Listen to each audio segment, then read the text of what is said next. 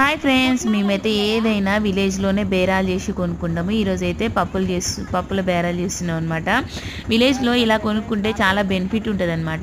ఒక 10 మంది 20 మంది అంటే కాలనీలో అందరు కొనుక్కుంటారు కాబట్టి రూపాయి అంటే ఒక 100 రూపాయలు చెప్పింది అనుకోండి, అట్లా 80 70కే ఇస్తారనమాట.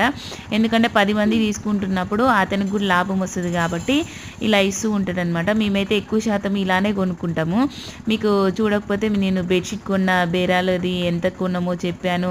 అంతకుముందు మేము చిట్టి వెంట్రుకలు ఇచ్చి అంటే గిన్నెలు తీసుకునేది వీడియో పెట్టాను.